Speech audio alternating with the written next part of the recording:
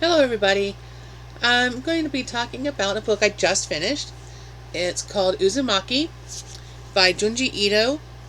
The translator, Yuji Oniki. Oniki. Oniki? Oniki. It's a Japanese name, so I'm not entirely sure I'm pronouncing it correctly.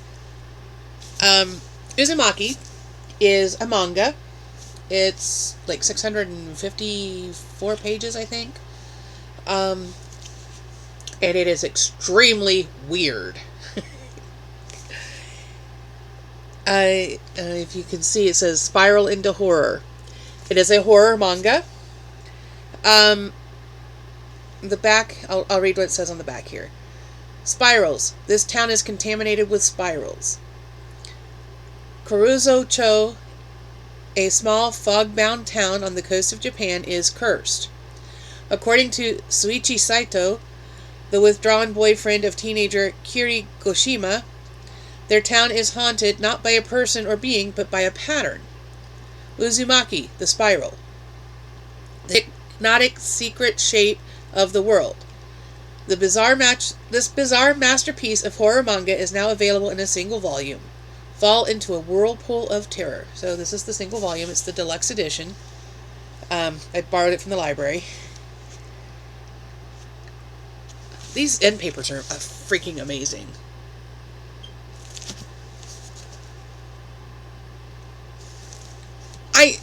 Where do I start? It's about spirals.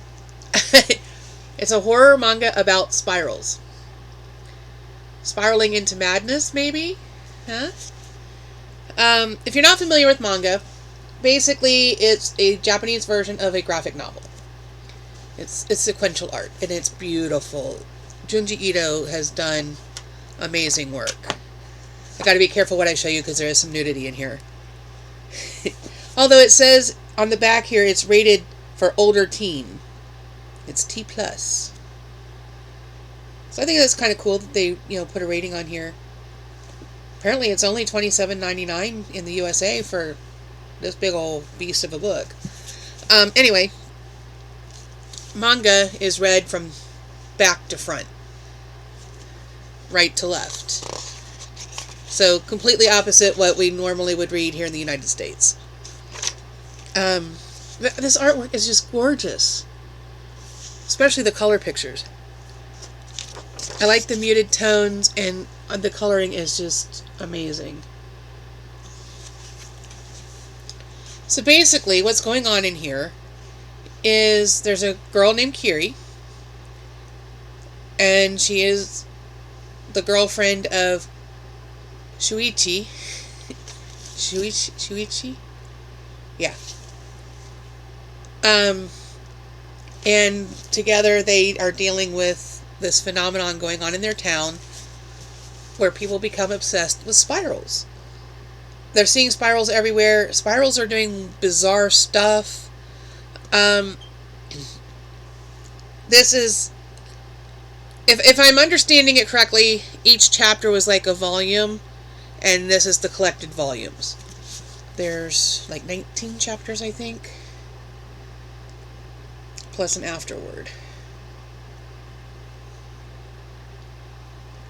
I haven't decided if the afterword actually, yes, 19 chapters plus an afterword. I don't know if the afterword is actually answering any questions or if it's just causing more questions. It's that kind of a book. It starts with Shuichi's father becomes obsessed with spirals. Kiri sees him staring at a snail shell. I mean, this is in the first couple pages, so it's not really a spoiler. Catches him staring at a snail shell. He completely doesn't even know she's there, even though she's speaking to him. And he's obsessed with this spiral of the shell. And it just, more spirals and more spirals, and it just builds up. There's a chapter where people are turning into snails, like giant snail people, which is weird. There's a chapter about mosquitoes that feed on pregnant women And then the pregnant women are in the hospital and they're feeding on the other patients because the babies need the blood. It was bizarre. And I can't explain any more of it because it'd be a major spoiler for that particular section. I'm having trouble wrapping my head around it. There is absolutely horror elements in here.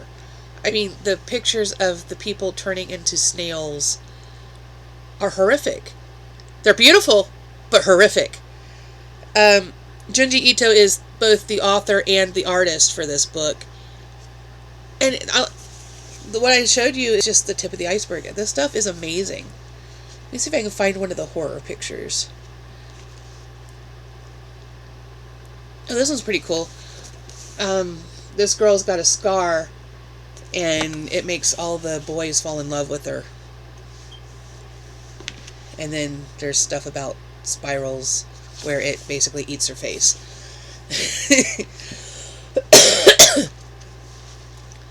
But each chapter there's a different variant on the spiral theme. I like how it's segmented.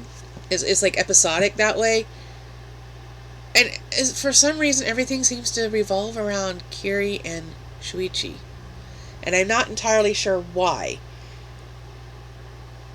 Because the ending didn't go the way I thought it was going to go.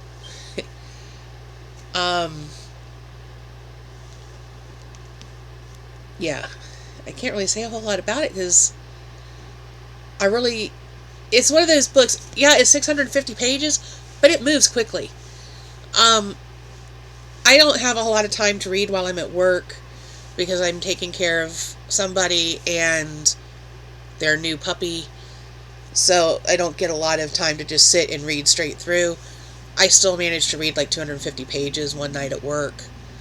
Then I read a little bit when I was at home, and I finished the book last night at work. Like another 200 pages there. So, I'm breaking it up into chunks, and it took me 2 days to read the book. And that's a lot. I mean, there's a lot of content in here because you're reading the images as well as the words.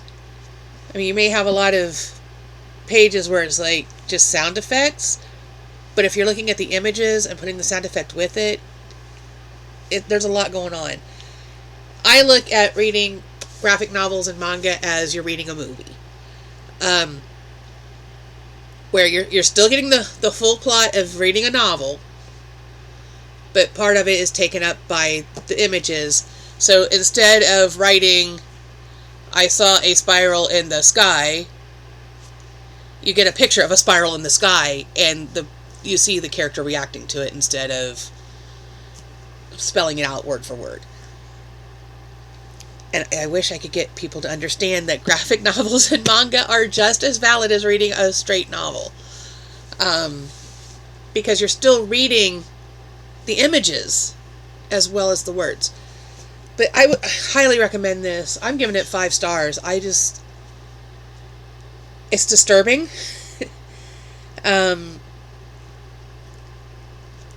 It's... Some of the scenarios are just, they're horrific. Like the lighthouse that has had no power to it for decades suddenly comes to life.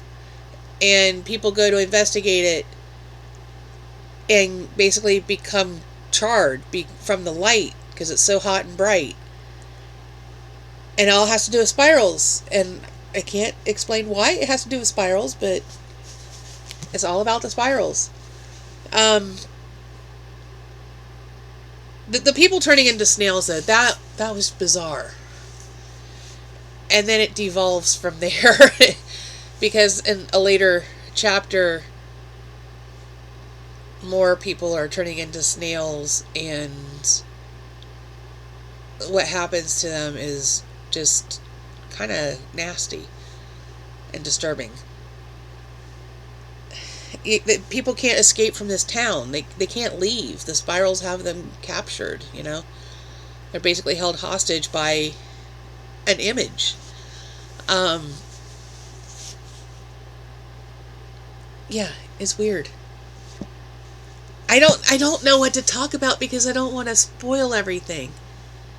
I mean, like, there's one section where a girl's hair comes to life, and it just suddenly starts growing longer and spirals like curls, but they're spirals, and they attack people.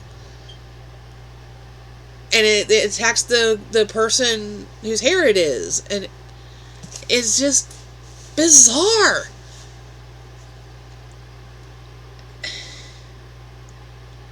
And another girl is like, well, I don't like that you're getting all this attention for your hair.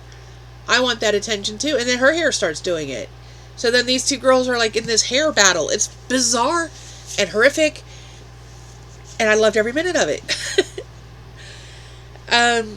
This is absolutely a spooky season read. Do any of you read manga or graphic novels? Especially manga, though. It does take a little getting used to reading it backwards, but once you get through a couple pages, it seems normal till you're through the book. It's just getting started. It's a little awkward because you're used to going left to right, and here you're going right to left. But I don't know if you can see, I mean, even the cover, the black on black tones, you're really getting a feel for what's inside. Do you have any recommendations for other horror manga? I'd like to read more. I know Junji Ito has a few other books. I'm going to have to see if I can track them down through my library. I don't really think that, $28 US is well worth it for this. It's a hefty volume. Yeah, I highly recommend. Highly recommend. I wish I could tell you more about it. I don't know how to explain it. There's so much in here, so much going on. And each section has its own story, but it's all one story, if that makes sense. Episodic. Think of your favorite television show, how one episode leads into the next, into the next, into the next. And it's kind of like that. But they each have their own self-contained story within the broader scene. But yeah, if you know any other horror manga, I'd be interested to hear about it. Put it in the comment section, because I'm into this. I am so into this. I don't know if it tells any of his other books. Apparently he also wrote one called Gaio? Gyo? Gaio? And then one called Museum of Terror. I want to find that one. I think that the title sounds interesting. It's the Museum of Terror series, it says. Influences include classic manga artist Kazuo Umezu and Hideshi Hino, as well as authors Yusutaka Tsutsui and H.P. Lovecraft. I totally see the Lovecraft influence in here. If you like Lovecraft, check this out, because you can totally see the influence. The monstrousness of the spirals. You see that in here. There's, what was it, the Mountains of Madness? Well, you've got a town that's spiraling into madness. So I think if you like Lovecraft, you will probably like this. There's a really good chance, because you can absolutely see the inspiration. I don't know what else to talk about this, because, like I said, I don't want to spoil it if you're interested in reading it.